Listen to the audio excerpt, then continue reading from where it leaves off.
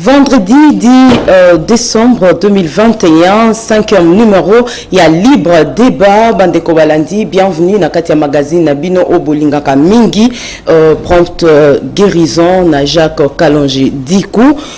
Breaking news, dynamique progressiste, il y a FCC, ils ont déposé vendredi Oyo, na Assemblée nationale, liste, il y a des candidats na Bango, 3 postes, qui réservés na opposition pour na CENI. Donc, déjà, vous comprendre que dynamique progressiste et à FCC les lots qui sont à l'Assemblée nationale qui déposé 3 donc liste il y a des candidats na Bango Misatou pour la CENI. Député provincial Mike Mukebai azala qui invité na parquet à Kende qui a répondu qui na appel Oyo malheureusement à kuta qui bureau il y a magistrat Zaki Yakokanga magistrat a quitté ayaki longo mokona avocat naye toyebi ba raison peut-être magistrat Bosanaki, peut-être Azaki na embouteillage, Tokoyeba, suite à dossier na Mikolo, Ezali Koya, pour être avocat nae, à lobby était, à Kende Komo na procureur général, pour na suite, il y a dossier Oyo.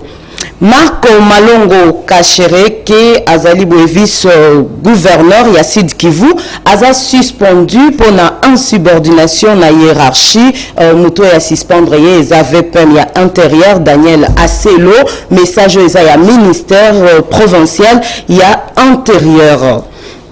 État des droits Ndeli Kambu, Paul Toussoua, journaliste et patron ya WEMSAP TV, Aza invité na parquet à Gombe vendredi Oya Lelo, il y a le 10 décembre 2021 pour un motif Oyo et Yebani Nanute. Pour rappel, Jean-Serge Tchibin à Biangamaki a répondu qu'il a invitation naie pe to yebiete ba proche naie bazala ki koloba été pouvoir en place ezali que régime oyo eza ko interpeller ba communicateur pour na intolérance il y a régime en place eza ko interpeller ba communicateur yango Jean Tchiban akende ki nesika wana na parquet a répondu qu'il a invitation naie pe batalisa qui était atanga ki kombo ya moko ya bayi pouvoir na moko ya ba plateau oye azala ki ko tambola pona ko pesa sango ya mboka pona ko lobela makambu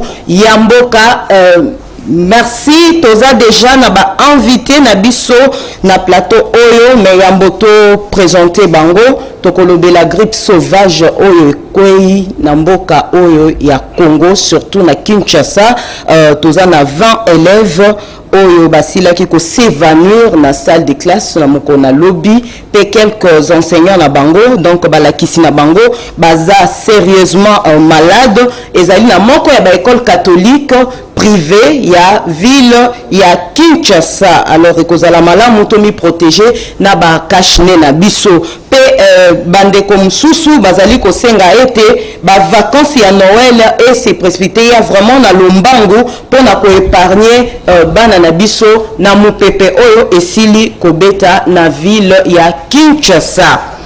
Ba invité na biso ya mukolo na lelo tozali na Aristote Ngarime akomi na nonesiko te.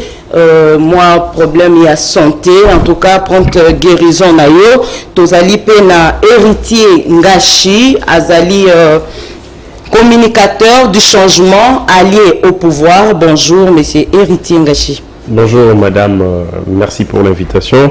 C'est un réel plaisir ya kubanga manakati ya émission na biso. C'est une grande première na bandi kezali ya sukati.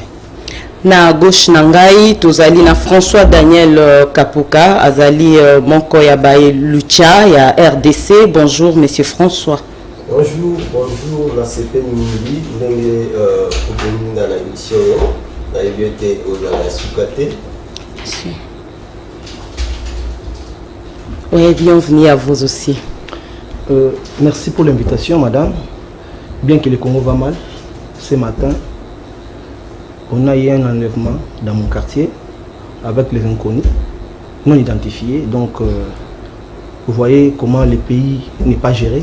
Vous voyez comment le pays n'est pas gouverné. Nous interpellons le pouvoir en place de sécuriser le peuple parce que tout ce qu'ils ont comme avantage, c'est au dos du peuple.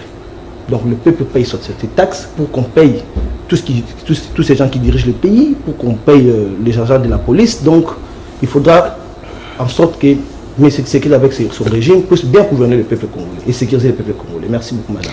Merci, monsieur Pis Mbala. Tokoti na maman ya likamna biso. Sujet na biso ya mkolona lelo, République démocratique du Congo pe Uganda ba signé accord ya coopération militaire. Donc ba ministre mibale ya défense ba signé ki accord oyo ezalaki mkolona lobby na mboka na est ya République démocratique du Congo, précisément na ville ya Bunia na province ya Ituri. Est-ce que makambo yo ezo salama vraiment na lolenge oyo esengeli? Est-ce que marche to démarche bazali ko sala et bongaki sala malolenge wana? Pourquoi kaka na 2 semaines kaka ya début ya ba opération conjointe oyo et bongi ba autorité mibale ba kutana pona ko signer ba accord nde maman na likamna biso ya mokolo na lelo o to komeka kolobela to ko bandana mwana mboka pis. Pourquoi une semaine après début ya ba opération conjointe oyo na terrain contre ba rebelle ADF? Pourquoi kaka ba accord ezala signé 2 semaines après? Bon, déjà là, vous allez comprendre avec moi, vous comprenez, Boni, monsieur Tshilombo Félix, a appliqué politique à la lettre, il y a monsieur Kabila, ou a parlé politique. Donc, l'eau la sécurité, le régime de Kabila, à ça qui en fait de Tshisekedi la salle. Donc, on se entend que c'est vraiment un parler politique. Donc, Tshisekedi vraiment, à la qui m'a mis la classe parce qu'elle a triché là, point là, virgule la politique avec Kabila. Donc, vous allez comprendre la suite logique. Maman, vous allez vous poser la question, Boni, Kaka fait Monusco à intervenir dans la bataille contre les ADF. Parce que a échoué déjà pratiquement plus de 20 ans. Des gens qui armée étrangère mort à Bagui Tokouri jamais qu'on s'allait dans Monusco pour attaquer l'ADF parce que Monusco, on sous-entend qu'elle est complice dans toutes ces atrocités. Mais que Tshilombo ou Arokalisa qui a des démarches à la diplomatie à mener à la biso aligné toujours Kaka Monusco et intervenir quand il y a une opération. Alors, moi déjà, tout le monde a une opération aussi sympathie. Parce que au moins nous avons projet sur mettre Tshilombo et il a bien planifié, bien préparé. Pour ba signer accord wana eza ministre ya défense ya RDC na ministre ya défense ya Uganda. Bangonde ba signer ki accord wana. Mais ba proposer ki Uganda, États-Unis nde proposer ki Uganda ete ba na ko cha MONUSCO na kati ya accord oyo. Mais Uganda a boyaki présence ya MONUSCO. Yango tongi to ba pourquoi pression wana? Yango na otiko loba ndeko na ngai monsieur Tshilombo atamboli ba pays nyonso na mbonga peuple koya to le suma malonga mais on se donne le kalamboko eza o le ketonga de pouvoir monsieur Kabila donc il va sikizate bon tant le lobby déjà États-Unis mais à Tchaki force pression pour que MONUSCO intervenir ou côté en cas d'opération on s'entend déjà que non il y a une mémoire parce que dit le bango tant que pays la biso Afrique ils a toujours dirigé ou contrôlé par l'Occident et nous comment la sécurité parce que l'ennemi principal de l'Afrique et l'ennemi principal de Congo est l'Occident et ça nous donne il faut me poser une question les États-Unis à son arabiso ni la malonga perception déjà parce que nous avons dit que nous avons son péché tout le monde a Congo donc on a ce ça là ils a juste ko tchape le la misu à comprendre le côté de Konangai maman sur la politique il faut beaucoup plus de comme la poste à responsabilité il faut à venir côté à l'élection on a nécessaire ça pour la réélection en 2023 donc bah calcul nous sur la commune nous là pour que à venir en 2023 ça n'a rien à voir avec le peuple congolais tu vas nous prochain États-Unis pourquoi parce que va se tenir en 2023 donc le côté c'est la vision malonga qui tombe la mboka donc même si c'est qui dit égal insécurité même si c'est qui égal peuple faut faire na est même si c'est qui dit faut la question de sécurité la makasi donc mais c'est qui dit azan et l'autre comment côté à pesa peuple congolais mais c'est qui dit avec la kaka politique de Kabila à Sasaki donc là tu traites le côté depuis ça même maloba na mwana mboka héritier ngashi est-ce que makambo ezo salama vraiment na lolenge longo bami makambo ezo salama c'est vraiment légal Merci beaucoup pour la moto, mais d'entre le jeu, tu as un retour de Konanga Pistis que j'aime beaucoup. Motuna, il y a été une opération au Salamana Est et au Salama conformément à la loi, ainsi de suite. Moi, j'aurais cru que Alinaka qui est dans le sens où on a abondé dans le même sens pour le battre, ils ont conformé dans mon côté, ils ont libéré, il y a sali shit, il y a Sima pour aller parler de la pression aux États-Unis d'Amérique. À propos là-bas, ils ont un propos de nature à déstabiliser et à jeter du discrédit sur l'armée, alors que l'armée a besoin de soutien et de mobilisation de la population, non sont derrière elle. Le président de la République, plus que personne dans ce pays, a démontré de l'unité et volonté de réduire contre l'insécurité à l'est de notre pays. La première des choses, il a institué un République locative du Congo, bien que les amis de Katia Mobeko Likundi et le combattant l'état de siège. Banda insécurité, banda na est de la République locative du Congo, avec les agressions de 1996. Il n'a jamais été institué une forme juridique, il y a état de siège. Ça traduit la volonté ferme du pouvoir central de Kinshasa, il y a quoi découdre avec la rébellion. Parce que l'état de siège est une forme juridique.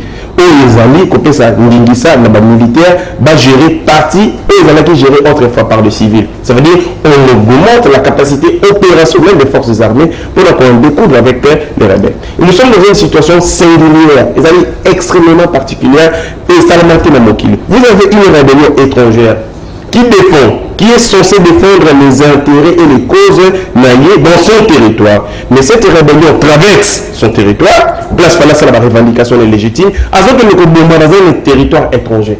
C'est une situation unique dans l'opposition, peut-être le président de la République a utilisé sa dextérité diplomatique, sagesse naïe, pour dire oui, ces rebelles devaient attaquer l'Ouganda. Mais comment ils attaquent chez nous? Le coup là, que ce sont des rébellions ougandaises, ils ont attaqué le Congo, alors mutualisons nos forces. Parce que ils ont constitué une menace, pas pour vous, mais une menace pour le Congo, alors qu'ils devaient constituer une menace pour l'Ouganda. Mais pourquoi ne pas commencer par l'Assemblée nationale? Pourquoi peut traiter nos questions avant que nous signions l'accord? En ce que je sache. Donc il y a improvisation, on improvise. Non, ils ont dit improvisation. Le président de la République, avantage naïf, a utilisé toutes les voies possibles au même moment. Il est sur le plan diplomatique, il est sur le plan militaire, mais il est aussi sur le plan politique. Sur le plan diplomatique, vous savez, il a baladé la sous-région, il a baladé le monde pour interpeller les gens par rapport à la chaîne de la production de la minerai. C'est à cause de nos minéraux que l'insécurité à l'Est ne finit pas. Donc, sur le plan militaire, il a institué l'état de siège qui est une forme juridique et organisation de gouvernance de la province sur les alliés et qui mène à l'insécurité. Le roi là où on a Bengisi, Bandeko Ouganda. Maman, voilà là où ça fait mal, là où les bas blessent. Comment est-ce qu'au moment où le président de la République a saisi Bandeko Ouganda, même si Bandeko Ouganda Baroloba, non, comment l'armée ougandaise est venue en République démocratique du Congo, alors qu'on sait qu'il y a besoin d'un contentieux judiciaire en Ouganda par rapport à un massacre à Salara. Ouganda fa foutu biso misolo, tous amis na cour internationale de justice, tilelo décision les a exécutées. Non, Ouganda essaie de faire un massacre en République démocratique du Congo, notamment à Kisangani. Mais le contexte n'est pas le même. L'Ouganda est intervenu dans le contexte de la rébellion où le pays était divisé. De l'autre côté, avec les MLC, RCDU, Bayaka en appui à une rébellion. Mais cette fois-ci, il y a un appel à force loyaliste pour qu'il va soutenir fort le gouvernement de la République, notamment l'armée, pour en découdre avec les FDL. Tout Congolais, eux, Azali, censés, eux, Azali, patriotes. Et Sengeli a encouragé et à soutenir les démarches. Et aussi par rapport à la forme en Italie, à Mobeko. Et ça, Mobeko, le président de la République négocie les accords. Et le président de la République, par ordonnance, a institué un accord. Mais, Bandeko, on va appliquer, on va le linguer de manière technique, c'est le gouvernement de la République. Et puis, informer le Parlement. Il ne faut pas mettre la charrue avant le bœuf. Total, la processus, les autres, mais nous ne pouvons que saluer l'initiative. Pour sur la Congo, c'est pénalité. Vous avez vu la réaction des États-Unis. Vous avez vu la réaction de la MONUSCO. La MONUSCO est limitée opérationnelle sans la Massaïe. Mais les Congolais, notamment les gens de l'Est, estiment que la MONUSCO a zalipé la part importante de l'insécurité à l'Est de notre pays. Donc, ça montre que cet accord est zali bénéfique pour le peuple congolais. Il y a des autres dans l'opposition, on va retirer la sécurité dans le Congo. Mais ils sont très mal à l'aise.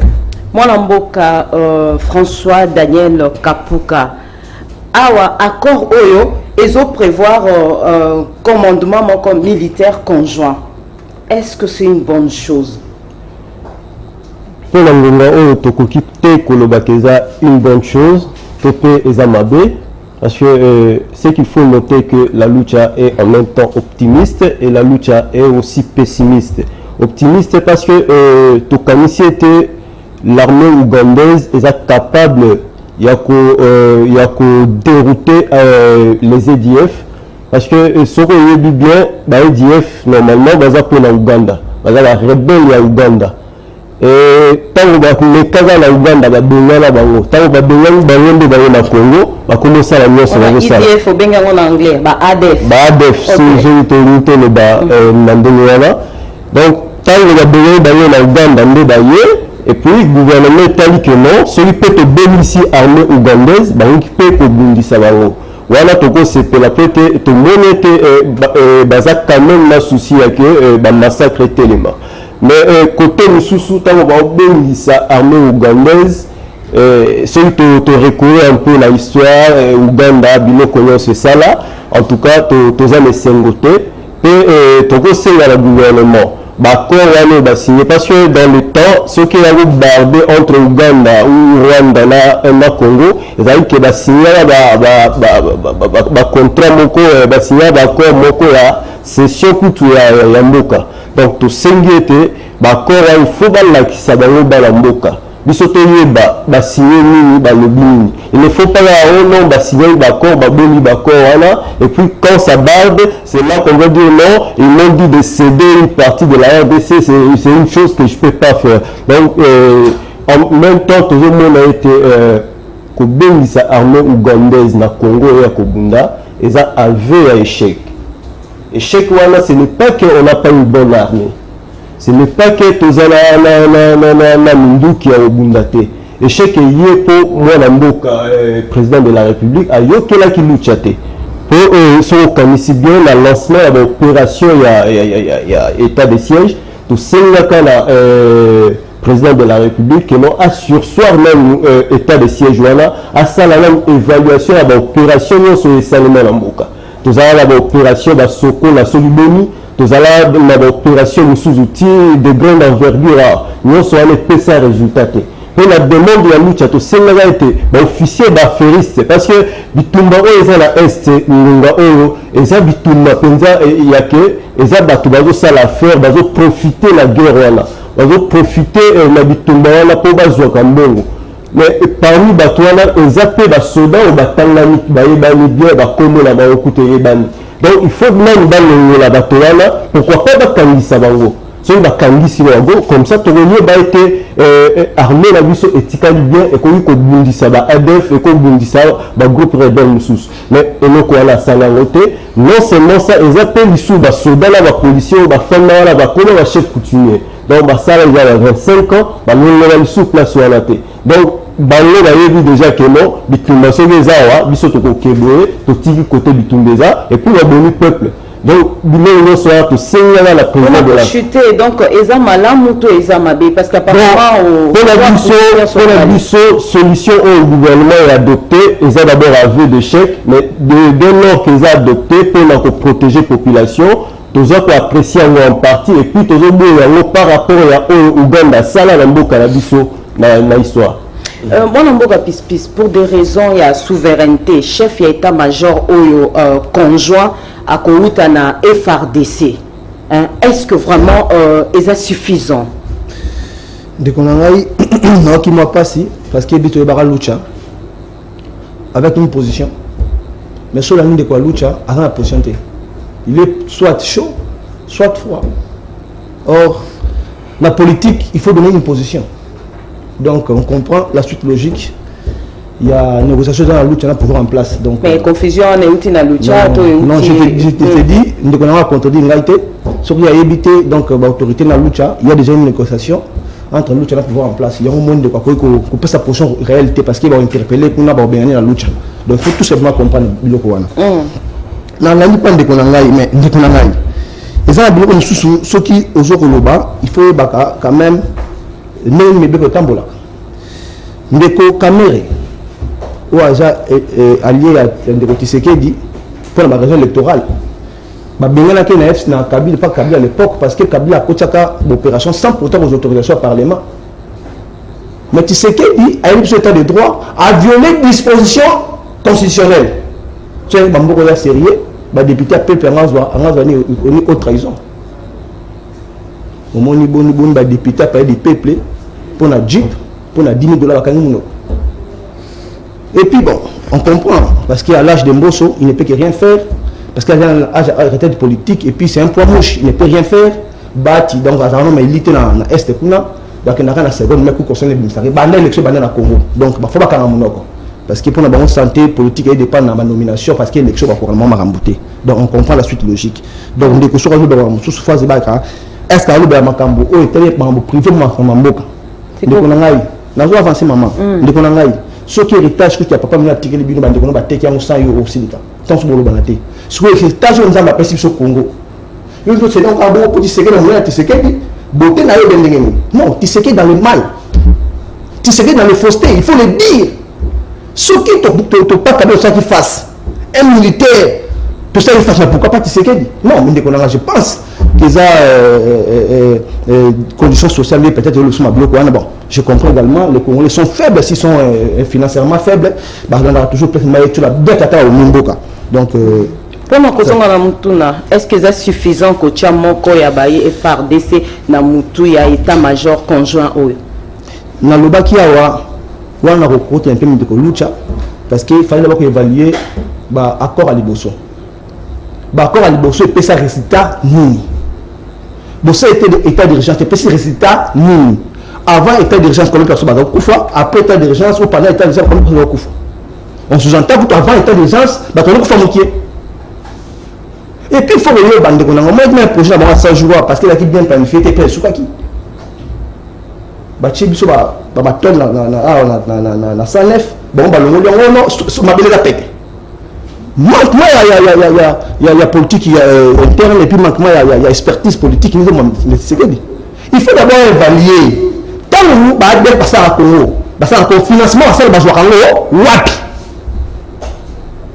parce que importe l'opération, il y a déjà une complexité au niveau armé la biso. Qui sont les tireurs de ficelle?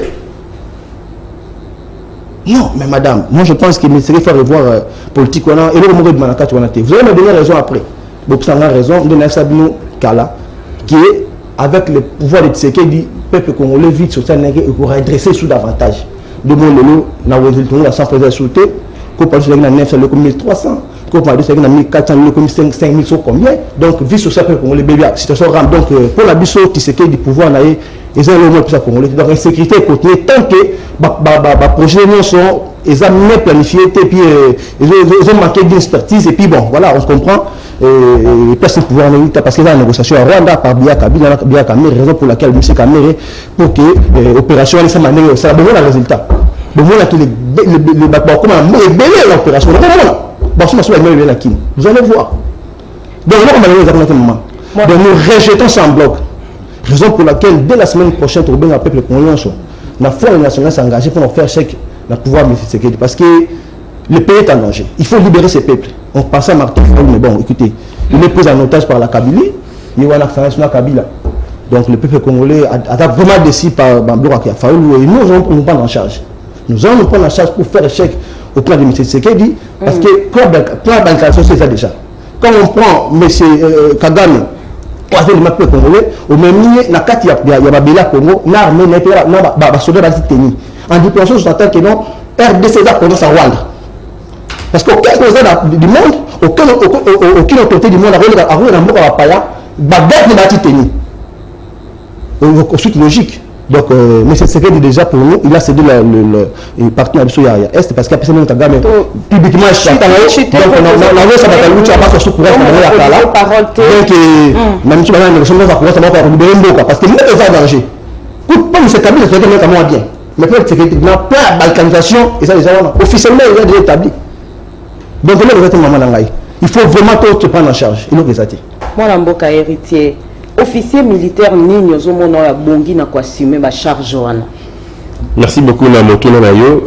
La guerre c'est une question où ils allient d'abord structurelle, organisationnelle, mais aussi ils allient psychologique. C'est-à-dire structurelle, c'est lui que ça la réforme. Là je rejoins d'une énorme compte de Konanga Lucha ou Alubaki kolongola ba généraux na ba officiers belé oyo ba koma lokola ba chef coutumier na ba terroir wana. Ce sont des gens par qui insécurité parce qu'ils ont beaucoup d'intérêt. Baza ba chef et ba carré minier, baza ba chef et ba concession et belé ainsi de suite. Du coup pour la bango faut qu'on maintenir en sécurité parce qu'ils ont permettre bango et ça la ba faire.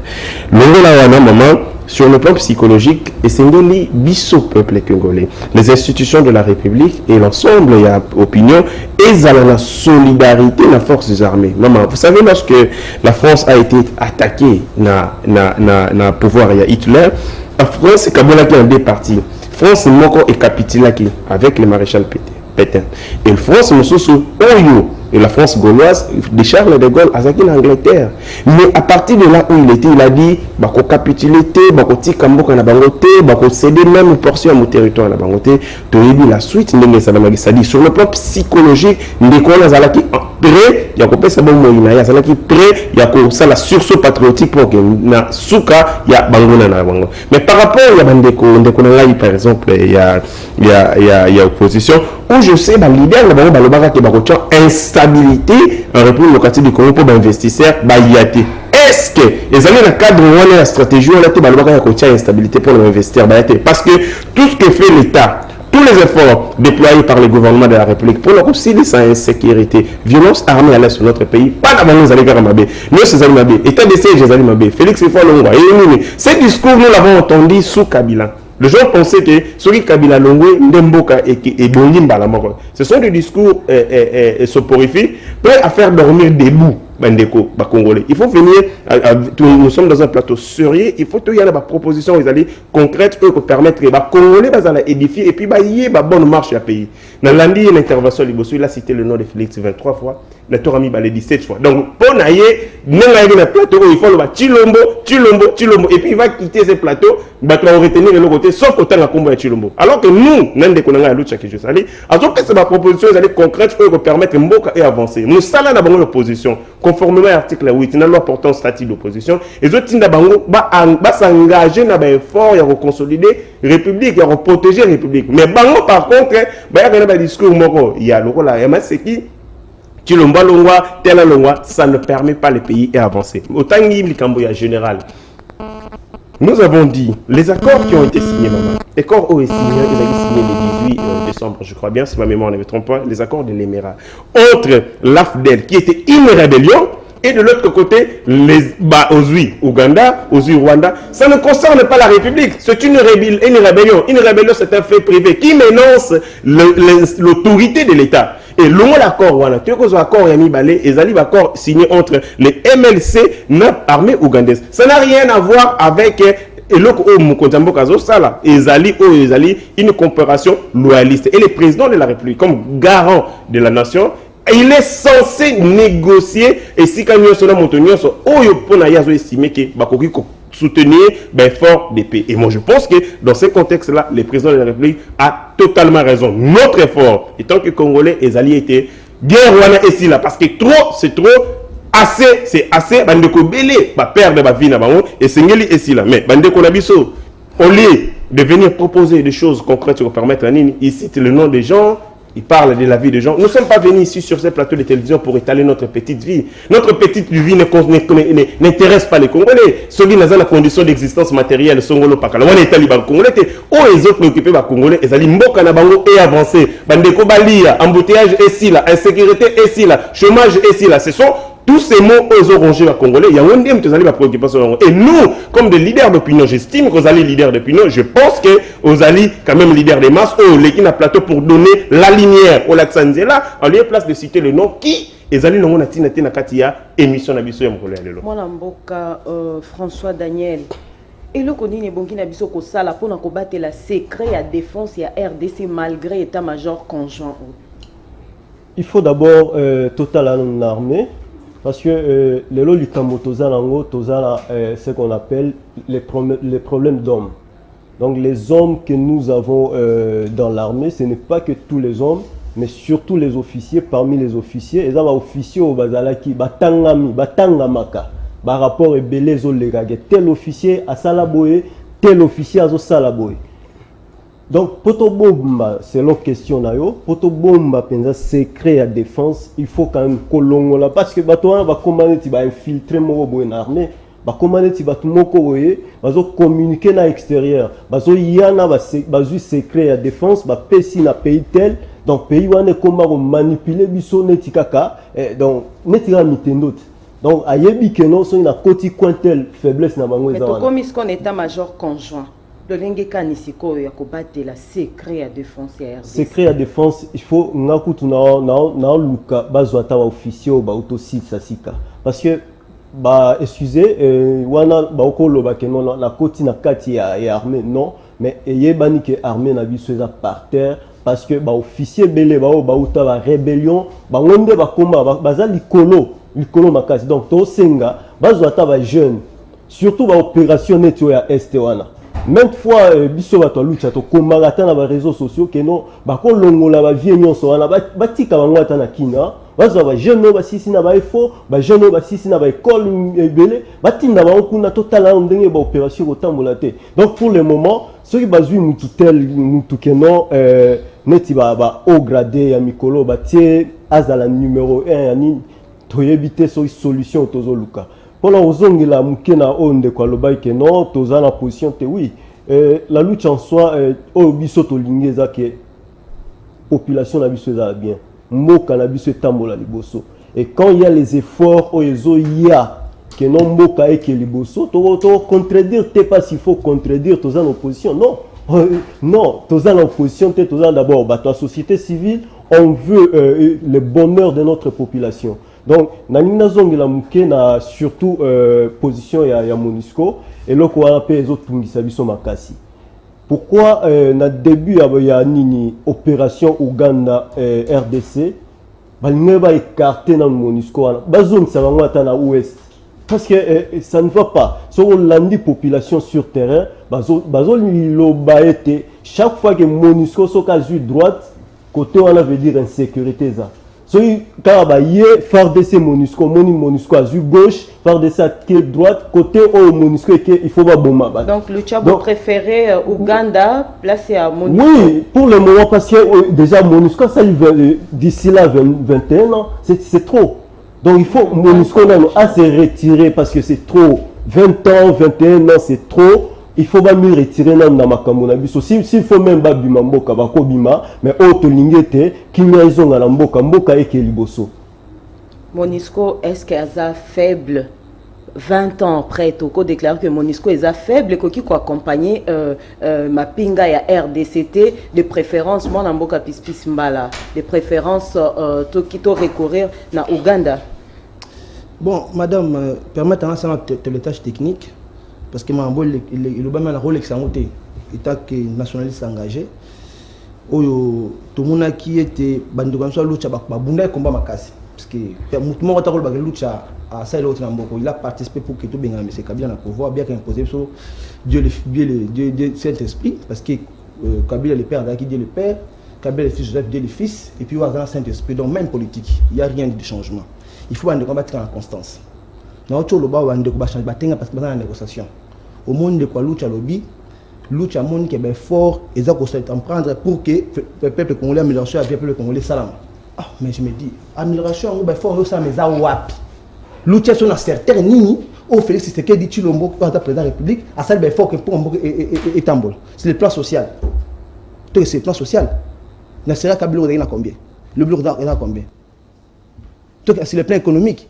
Donc, dans tous les secteurs de la vie nationale, rien ne marche. Quand on quitte les sous-sous, mais dans la lutte, parce que la négociation qui est déjà opérationnelle, oui. Moi, parenthèse, apparemment, République démocratique du Congo, Congolais, nyonso azom lingana social n'a changé. Ma camion so titeke dazo sala etel nango peuple té armée tali donc peuple azo comprendre ata lingi koyokate. Je sais pas, inde yango lingo koloba. Maman na lobi bongote. Dans le Bible, sur tous les plans de la vie nationale, il y a beaucoup de et locaux exacts. Na balaki na social, na commune économique au Katingaï. Na comment la sécurité.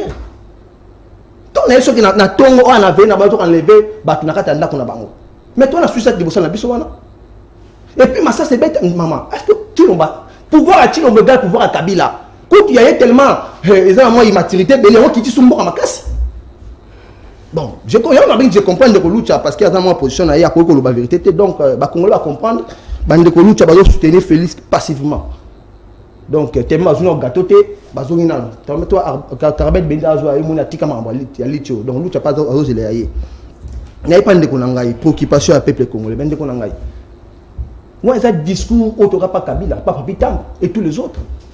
Bino kak élection. Bino kak mais peuple congolais préoccupation dans la aussi son Kabila ça passe dans le peuple congolais. Si Kabila qui est dans le silaki. Mais comment tu repères ça? Mboka na moto yo azana vision claire ya mboka. Mais je sais que non, Félix aussi ça passe à peuple congolais. Mais écoutez, mais c'est votre bloqué. Ça fait 2 ans de suite, donc 3e année, je peux pas que situation ait changé. Moto aussi ça passe à peuple congolais na ram. Moto aussi ça passe à peuple congolais. À ce soir ballon ba supprimer commune ya Binembo. Tu veux ça en marche et puis vous commencez à payer par l'argent de la République. Moto il y a quelque chose à fonctionnaire, un bon salaire. Il paye. Exact. Non, on est content de dire que ça peut congolais kanda. Pour être rassuré. Moi, comment je n'ai pas carte. Et mon toit, bon, c'est un gars qui est nationaliste que je suis. Non, mon dégoût, tu as bloqué. Je sais que vous êtes complice.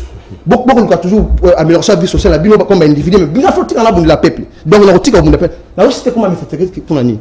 Mais c'est là où j'aurais boutique naïe privé. Bon j'aurais mboka. Où est mboka nangai. Où est les tâches dans ça m'a payé sangai. Sur les autres c'était communautaire, j'aurais boutique j'ai famille là-bas, on aussi communautaire. Na considère la communautaire 1000 fois. Tant que j'aurais mboka où est mboka nangai. Et tant que j'aurais mboka aussi ka Congo naïe. Tant que ça président naïe. Maman qui fait que Félix c'est là où j'aurais boutique naïe été. Na ko cité combo na ye parce que d'abord la première institution mboka et puis on gérer mboka dans la biso na ko tika jamais on mais c'est le qu'on a biso et tant de peso na c'était comment pour nous non mais tika intimidation wana na Kabila to tchoki dans des routes disons route serré dans l'eau donc avec lève Kabila vraiment le côté tant on de quoi zolo baké na nous soutenir ba père na ngo position na da père na respect tu me vois moi soutenir yani Muzito combien de maisons na Kinshasa moi soutenir Muzito. Non, il faut d'abord je ne peux jamais soutenir les décideurs économiques à Mbokao. On va accompagner dans le mandat. En tout cas, il y a 2 minutes. Dans l'état technique, le peuple a dit au moins, chaîne a suivi. Puis, monsieur, le peuple a dit la rango. Des jeunes à Tongo. Donc, en tout cas, le peuple a ignorancité. Dans la sous-traitance, ça va être une sacrée. Il faut permettre aux défenseurs à laver. Moi, je monsieur Lubamia. Quand on est dans le lobby, c'est le plan psychologique, voilà, il faut préparer. Non, mais écoutez. Quel plan psychologique va c'est là bien. Qui dit plan psychologique, il faut nous allier bien. Il faut nous foutre bien. Nous devons foutre y était. Avant matérialité, dans beaucoup de monde, cela a été tenu à ça catch.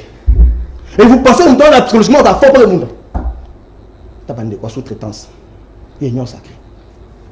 Voiture royale, on se rebondit bien. On a un professeur Lucas voiture royale. Tu as bloqué on déconne.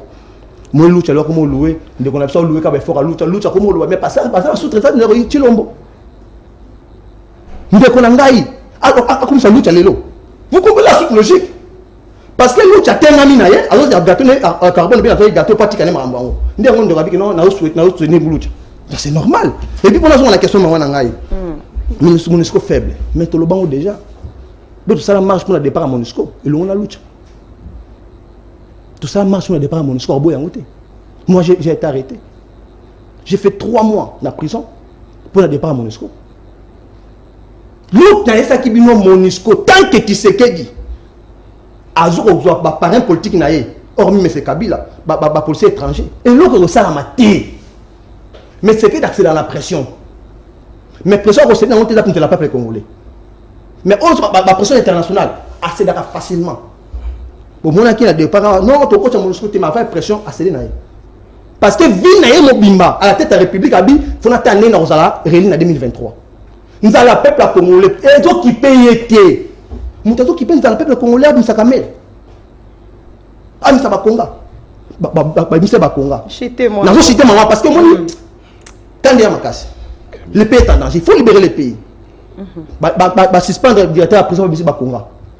Suspendre ce qu'on n'a pas mis la mairie. Si pas la mission en visite Jamal. Si pas la mission Wenga. Après de konangai, avec sangai, n'a pas été Félix Mabo. De konanga notika bloqué. Donc c'est pour vous dire que MONUSCO a les lois au salaté. J'ai payé MONUSCO. On dirait que ça relève ba commissionnaire. On dirait par exemple commissionnaire. Donc, Ou un commerçant. Bien, vous préférez. Non, on a citation à l'ambassadeur ou à l'Italie à Koufakia. Moi, sinon, c'est radio, il y a un gouvernement en place. Bandeko a vraiment pour ça relation diplomatique, pour l'exploiter minéral Congo. Non, mais il y a non. Si réellement, Michel Bango, ça fait 20 ans de suite et échoué. Mais pourquoi ça n'a pas gardé Bango? Pourquoi pas permettre aux assurés en 2023? Merci beaucoup. Non, non, c'était une maman. 2 secondes. Toronto Limsa Kabila. Toronto Limsa Kabila. Total régime on est au Kendela. Toronto Limsa Kabila parce que passé Baksami. Mais le Limsa Kabila était pour l'année. Pour aller se présenter Chilombo. Kabila to Limsa jamais parce que le peuple congolais rêvait présenter Chilombo te maman. Disons clair exact. Nous sommes tâtonner. Bah le bébé est dans est oh bah ma une information te bonadi manipuler mais ndeko nangai. Ndeko. Luka veste, Luka voiture ya na professionnel. Tika ko mamboka. Mukola suka nza ba interpeller ya retourna yo. Mon mboka héritier mekangashi, mekananko est-ce que vous avez une idée bino boza ba allié au pouvoir, vous avez une idée à durer nini un temps nini ou ba Uganda ba ko sala isusu na mabele na biso ya RDC. Merci na motuna na yo, mais tango toye awa na plateau oyo libre débat, c'est un débat sérieux. Oyo ngai avant na ya ko publika awa na mesana kolanda yango chaque matin où je vois 2 invités, il y a avec de haute facture au baya ko pesa makanisi na bango pour no développement ya mboka.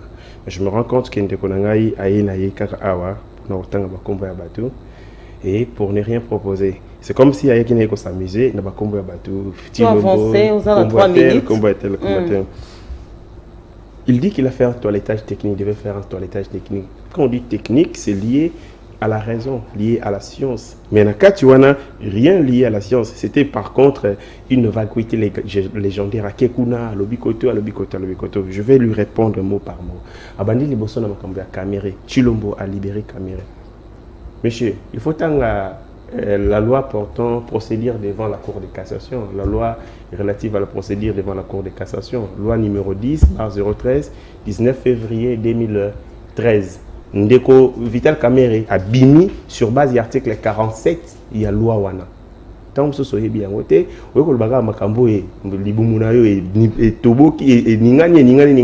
tu fais sortir des choses qui passent par ton ventre. Alors le lobby me sabilo que bimi na mutuna yo. Le lobby makambo ya Willy Bakonga. Willy Bakonga, je dénote que Willy Bakonga va salir tripatouillage, il y a ordonnance, il y a président de la République. Et les responsabilités doivent être établies à tous les niveaux. Le président de la République n'applique pas son ordonnance. Le président de la République prend une décision et donne soin au niveau exécuté. Les gens ont profité de cette ordonnance, quand ici brèche, il y a Willy Bakonga, parce que bien entendu, ils ont été corrompus. Dans le régime, il y a Kabila Félix Tshisekedi, les gens sont corrompus. Ils sont cités, ils sont poursuivis. Mais dans le régime je n'ai jamais cité. Vous pouvez me citer une seule personnalité dans le régime Kabila Zagi poursuivi pour la corruption? Vous en connaissez même une? Il faut arrêter, il y a quoi s'amuser dans le plateau. À lobby makambo attaqué Bandeko Yaloucha. Moi je ne vais pas faire le porte-parole de Bandeko Yaloucha. Mais Ndeko Likambo Italia, politisation des mouvements sociaux, c'est un cours. C'est un grand cours. Malheureusement, il faut qu'on s'approche de la Bandeko Yaloucha pour expliquer comment est-ce que fonctionne, leurs mécanismes de fonctionnement, leurs objectifs et tout. Ce n'est pas un mouvement politique. C'est un mouvement social qui fait des revendications sociales. Mais ces revendications sociales, elles allaient adresser vers l'autorité. Et l'autorité politique, c'est ce qu'on appelle la politisation des revendications sociales. Le lobby initiative, il y a bien 5 Congolais, il faut applaudir. Kabila a tenté de rencontrer les gens de l'Oïcha. Autant de Ronangaï Carbone Ben qui a Philippe, il y a un mouvement moroté. Ça veut dire du mélange du genre, Bamakambo Belé, Zolo Bamakambo Belé, pour na OCPL Sabatu Oyo, Batindio Nakatia, plateau Oyo. Maman, nous sommes dans un plateau, dans un débat sérieux. Nous parlons de vies humaines. Nous parlons de violences armées. Toujours la viol Yabassi. Maman, vous pouvez vous imaginer que nous avons des familles à l'est de notre pays où toute une famille a été consumée le même jour. Moutakoti va violer maman devant son homme, devant ses enfants. C'est ici, bomi tata. Mais quand on suspecte les mêmes personnes et ce sont à eux qu'on nous recourons. Toujours qui met la rana même bateau, maman, je vais bien circonscrire mon débat. L'Ouganda est arrivé dans ces pays plusieurs fois. Une fois. Mais il y a un contexte ni il y a liboso ayaka na bakor ya Emera 1996. Aïe pour une seconde fois na makambo Italie accord au basalaki na mouvement au babengi MLC. Ils sont venus dans le cadre des rébellions. Musée piloté une rébellion. Mbemba piloté une rébellion. Mais cette fois-ci, baillé dans le cadre de la coopération loyaliste avec un pouvoir légitimement et légalement établi. Bah, estimer que ceux qui te lingui, te mutualiser force parce que c'est une armée au Yobazo, Monaka Congo, la base arrière na bango. Mais ce sont des rébellions, il y a un beaucoup. C'est que ceux qui te traquent, bango, bako zonga, parce que le problème de sécurité, c'est un problème transnational, transfrontalier. Ceux qui vont attaquer bango lelo, ba poche de résistance bango, ils allaient Ouganda. Bako se réconforter, bako se reconstituer, bako zonga ko attaquer. Et pour en finir de manière définitive, il faut qu'on attaque bango dans tous les deux côtés. Vous les attaquez ici, avec l'armée Yangam Bokuna, ceux qui vont kimikuna, bako ko neutraliser bango. C'est une bonne approche. Est-ce qu'il faut être très intelligent pour réfléchir de cette manière, maman? C'est aussi simple. Même les bananiki, bazali ko comprendre yango. Moto ayenanda kunabino, abomi. Ceux qui veulent l'andai, akimi nanda kunabano. Mais qu'est-ce qu'il faut faire? Il faut associer les parents na yangambo. Pour que moi la bino soit ko boma koto. So akimi kunabo kanga yepe bo pinir yepe. Je pense que c'est de la rationalité, de l'intelligence, la manière de gouverner ce pays. Maman, les Cambo au Italie. Il y a armée, soldats, et ainsi de suite. Mais c'est une situation qui perdure, maman. Ça me fait mal. Donc, au fond d'un restaurant à Kinshasa, vous restez dans la place et vous faites la lemba. Vous voyez quelqu'un qui s'est engagé pour la République. Ou à perdre lourd tribut pour le Congo, les katama, azor rosenga batumbon rebonantela.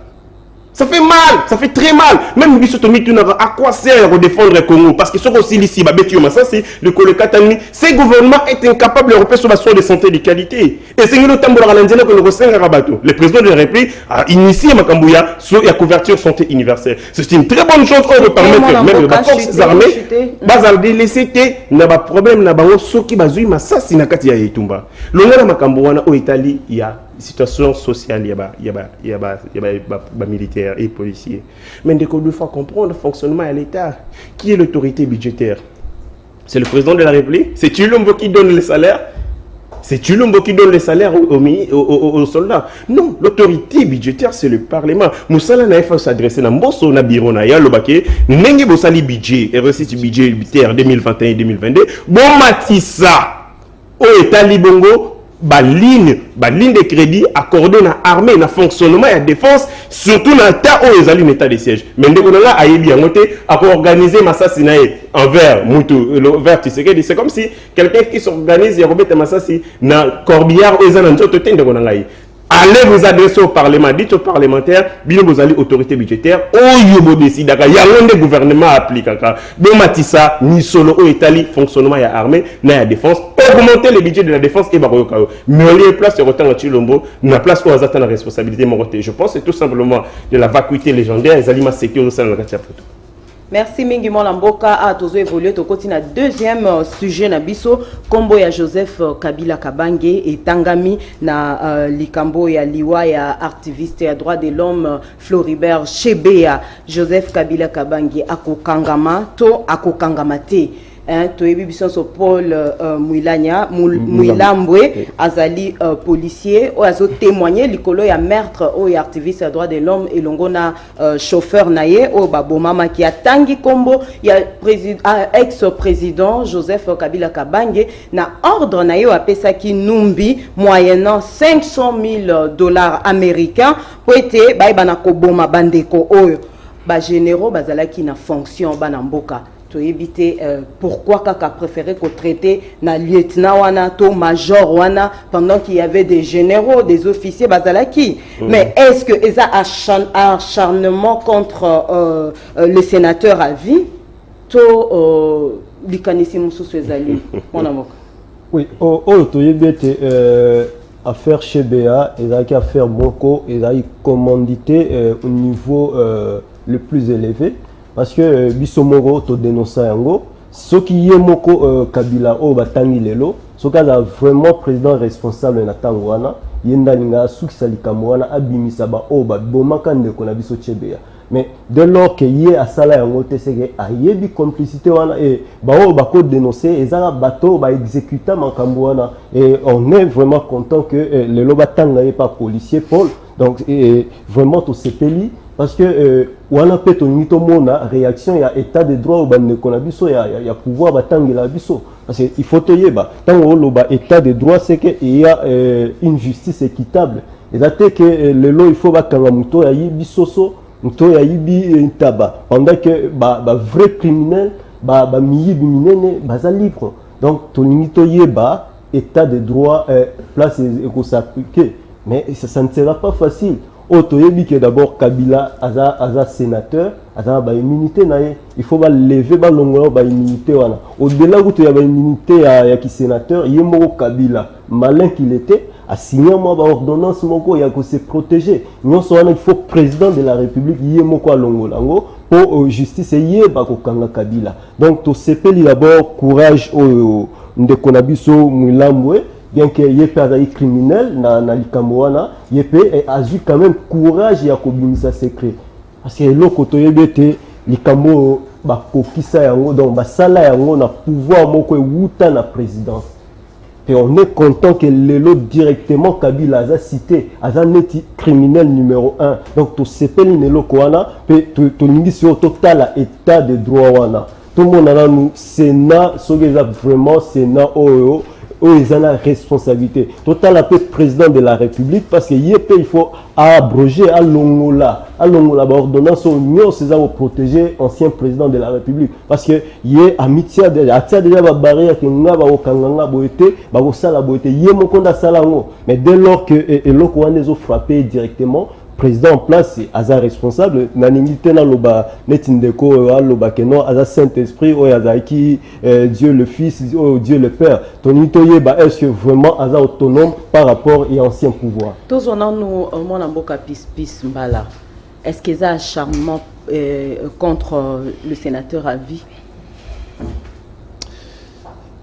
pistis mbala oui.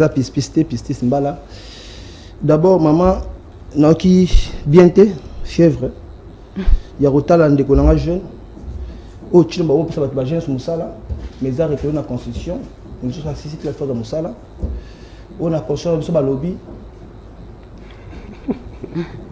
nazo avancer tikanga na loba on a conscience so ba lobby garantie locative za 3 mois o chilomba ko faire respecter ngote moi na régime a chilomba so ya malamu za président république ya mabe FCC, citoyen Bosso, citoyen Bati. Donc tout ce qui se fera du bon dans beaucoup de Chilo. Il y a ma baisse à y été. Mais après mandat naé, on t'a pas so ni ça on a compté on va quand 2 minutes parce que nazo cité maman, nazo cité nangai.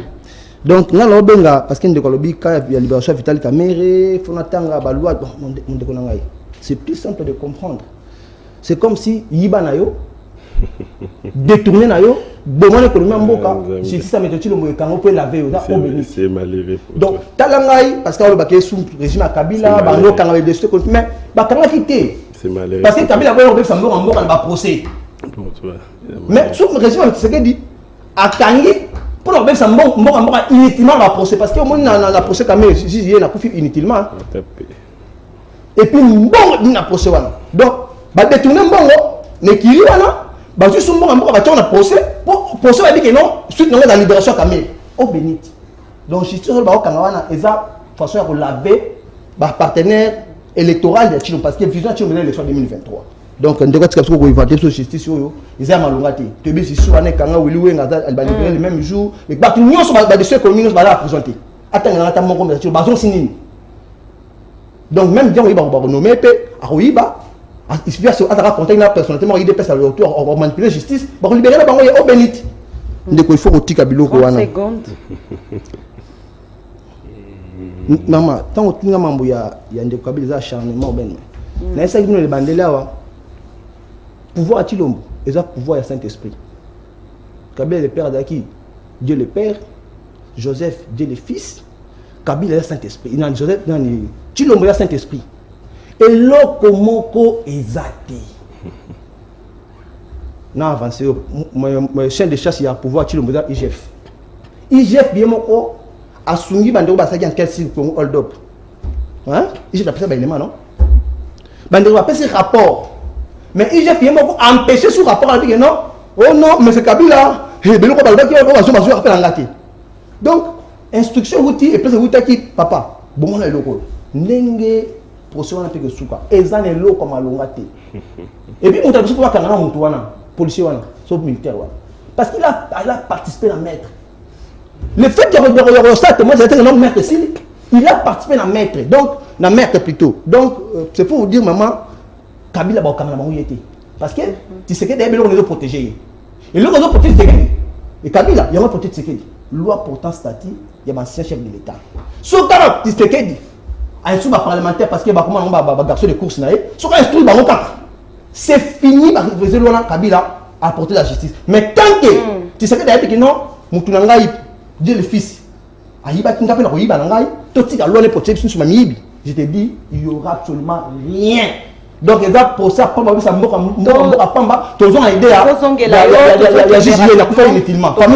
pratiquement la souka, tozwana nous mwana mboka héritier ngashi Noël Chani a l'obéité bongi ba lever ba immunité à sénateur à vie Joseph Kabila pour être aïbana ko comparaître. Est-ce que juridiquement est faisable? Merci beaucoup pour la moto nayo, mais laissez-moi, madame, permettez-moi, là, vous avez 1 minute 30 secondes. Au moniteur, au point d'un peu, c'est moi qui je dis à mon frère Yaloucha, qui est président de la République, qui est à Longola Kamibeko.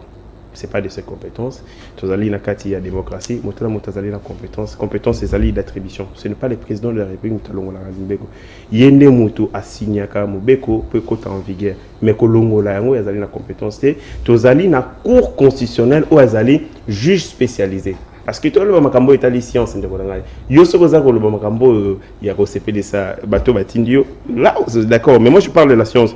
La cour constitutionnelle est allée au babengaka pour nangai na bengango juge spécialisé. C'est une cour spécialisée dans 3 matières. Matière il y a liboso azali juge électoral pour établir contentieux électoral, azali yami ba les juge pénal, il y a président de la République, le premier ministre et puis des 3 azali juge il y a constitutionnalité yami beko. Ce qui mo beko ezali au Salama, ils allaient en contradiction avec la constitution, ils allaient loi mère, cour constitutionnelle, ils allaient zouzi ou à Katakayango. Et donc c'est la cour constitutionnelle, nous à Kolongo, la Kotala qui Mobeko ou ya Kabila. La loi portant statut d'ancien chef d'État et chef de corps constitué, ils ont violé Mobeko Likundi. Je rentre à mon frère, à lui, mais Kambia Kamere rapidement, il dit non, bah, les autres vont libérer. Maman, vous savez que Vital Kamere a été, bah, boy copé sa liberté provisoire, na 8 fois. Bango balobaki ki bakangi Kamere pour un acharnement parce que Félix Azan a besoin à éliminer politiquement l'adversaire naïe. Ils ont soutenu Kamere, mais le Kamere a bimi, il fallait qu'il se passe babette maboko. Babette maboko tu vas changer. Ah, les amis n'ont juste qu'ils zoba. Donc ce sont des gens qui ne savent pas ce qu'ils cherchent. Ce qui fait c'est que la lobby a combattre Bangungi. Hein? Bango va soutenir Bangungi n'amboko. Si le président se décide non, je vais lutter contre le paludisme et peuvent soutenir les moustiques. On les rappelle dans le plateau, nous condamnons donc ce sont des gens qui ne savent pas ce qu'ils cherchent. Pour la baron, tout ce que Félix fait, c'est mauvais. Nous sommes les rouges. Ce n'est pas ça faire de la politique. Il faut faire de la politique avec objectivité et rationalité. Neko Vital Kamere abimi pour la loi on a outi kotanga yango. L'article 47 dans procédure devant la Cour de cassation et lobby malamu que motobakoki kopé ça y est liberté provisoire avec ou sa conscience ce qui a sengi yango et puis il faut que y ait une chose pour ça va commencer sur l'air makambo yebité la Cour de cassation est allée juge ya fonté et on ne peut pas sous caméra était sambisa est-ce que yibagito yibagité est allée juge au terme de l'article 153 juge ya forme ça veut dire et la procédure ndenge salamaki banana parquet na première instance, la deuxième instance, c'est-à-dire la premier degré, la deuxième degré, la cour d'appel, est-ce que est respecté l'obéco? Est-ce que la procédure est respectée forme? Ce qui est respecté forme était, n'est pas cassé yango. Mais pas aucun chose au sein de sa caméra était pas un avocat, n'est pas avocat. Bon ça, est-ce que il va qu'il est là de ce pièce non. C'est-à-dire la cour de cassation, au terme de l'article 153 de la Constitution, les alliés juge au état la qui pouvoir cassation, les alliés juge il y a forme et non en forme. Sur l'article 153 est déterminé bateau Oyo et Sengeli Basambisama en premier et en dernier ressort. Et les membres du Parlement, c'est-à-dire les membres du Sénat, les membres de l'Assemblée nationale, Kabila Azali sénateur à vie. On me dit ce qu'on vote à droite. Le droit dit que par rapport à la compétence, il y a la juridiction, car la juridiction n'a rien naturel et la cour de cassation. Parce que Azali, sénateur, à vie, il est membre du Parlement. Mais si la loi portant statut d'ancien chef d'État, Azali le bouclier au Bombi Kabila, notamment l'article 7 et l'article 8. Article 7, c'est le Biboye. Le président de la République, un ancien président de la République, ne peut pas être poursuivi pour toute infraction commise dans l'exercice de ses fonctions. Donc, depuis 2001, si en 2019, Kabila, si vous ça les remises du président Félix Tshisekedi, cette loi est passée une balandaye. 2. Article 8, c'est le Biboye. Pour les infractions commises après qu'on la Bokondinaye. Donc, Banda Kabila Tika Bokondinaye. N'était sûr que le maman Olive Nanda Kunaye, le congrès doit se réunir pour lever ma immunité. Voilà comment les gens se sont joués de la République. Talanenge Batouba sakaneli ba désacraliser les institutions. Aujourd'hui, toutes les institutions de la République au sein de M. Kabila. Non, elle va souka par rapport à la question de Tony. Olobi lolenge nini bakokanga Kabila. Kabila à ce moment par rapport il y a AVO niveau Paul Milambo. Paul Milambo c'était un major. C'est pas n'importe qui dans la police. Il était le secrétaire de John Mombi. C'est à ce titre qu'il connaissait toutes les informations liées à Maître Yandeko Kabila. Il dit que Kabila Solo Ngai après ça Ngai ordre. Il est le co-accusé, azali co-auteur et infraction. Kabila a auteur matériel et auteur intellectuel et Paul Milambo a auteur matériel, c'est-à-dire à ce titre cours il faut bien Kabila. Ce que Bengi Kabila avocat n'est pas opposé loi portant senti dans ces chefs d'État eux protégés et la Cour constitutionnelle il faut le bac loi wana est déclaré inconstitutionnel et c'est comme ça que Kabila sera arrêté. Merci beaucoup vraiment to komi nasuka ya émission na biso na mkona lelo to yambaki pona bino pistis mbala bien kayaki mom qui na retard Aristote Ngari mais nzoto permettre tete mona anisika oyo to yambaki pe pona bino héritier Ngashi azali communicateur ya du changement hein c'est ça communicateur du changement baza ba allié au pouvoir pe enfant to yambaki pe pona bino François Daniel Kapuka azali ya Lucha ya République démocratique du Congo. Merci Nabino Balandi au Bolandi Bisso de partout à travers le monde prompte guérison na Jacques Kalonji Dikou. Merci na équipe technique Mobimba ya CML 13 Oyezo Kambamana merveille Vango Réal P merci na ba suggestion Nabino Oyo Bozotine de la Bisso rediffusion 18h P 21h bonne suite de nos programmes.